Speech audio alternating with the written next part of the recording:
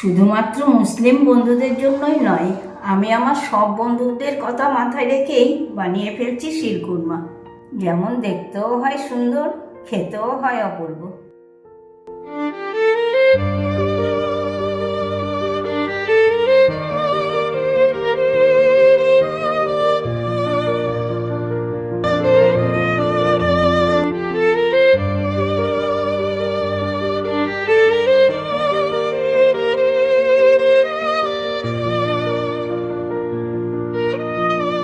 বন্ধুরা, তোমরা সবাই ভালো আছো তো? আজকে আবার নতুন একটা রেসিপি নিয়ে চলে এসেছি, শিরকুরমা। আমি এই রেসিপিটা রাজস্থানের সালমার কাছ থেকে শিখেছিলাম। তাহলে চলো যাওয়া যাক আমার রেসিপি। কড়া গরম হতেই দিয়ে দিচ্ছি 1 চামচ গাওয়া ঘি। ঘিটা গরম হতেই দিয়ে দিচ্ছি খেজুর কুচি,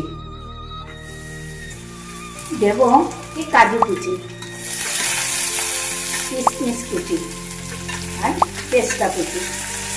এগুলোকে আমি একসাথে একটু ভেজে নেব।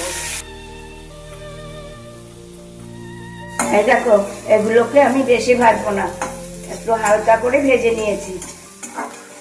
এবার আমি এগুলোকে তুলে নেব। এই কড়াতে আবারও দিয়ে নিচ্ছি 1 চামচ গাওয়া ঘি। এবার আমি সিমুইগুলোকে ভেজে নেব।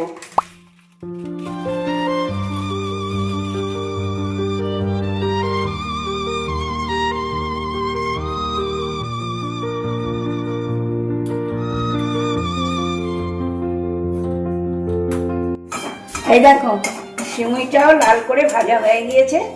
এবার এটাকেও আমি তুলে নিচ্ছি। আমি সেই কড়াতেই 500 দুধ জাল হতে বসিয়ে দিয়েছি। দুধটা ফুটে এসেছে। এই সময় আমি দিয়ে দিচ্ছি ছোট প্যাকেটের এক প্যাকেট গুঁড়ো দুধ।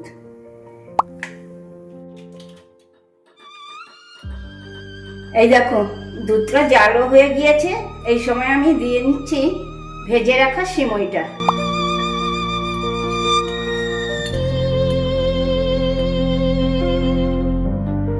সিমুইটা যেই ফুটতে শুরু করেছে, সেই সময় আমি দিয়ে নেব আগে থেকে ভেজে রাখা ড্রাই ফ্রুটগুলো।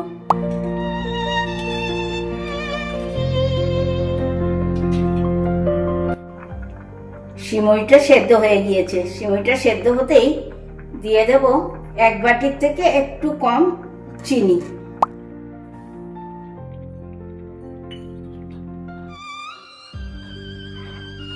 এরপরে আমি দিয়ে দেব 2টো ফাটানো এলাচ, আর দিয়ে দেব একটুখানি কেশর। সবশেষে দিয়ে দিচ্ছি বেশ কিছুটা কনডেন্স মিল্ক।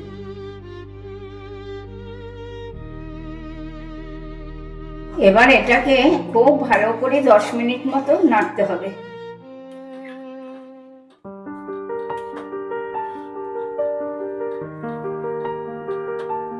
এই দেখো, এটা কত গাঢ় হয়ে গিয়েছে, তার মানে বুঝতে হবে যে এটা হয়ে গেছে। এবার আমি এটাকে একটা পাত্রে ঢেলে নেব।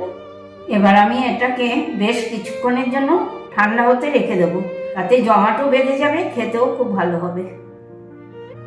এই দেখো, প্রায় ঘন্টা 3 হয়ে গেছে, কি সুন্দর জমাটো বেঁধে গেছে।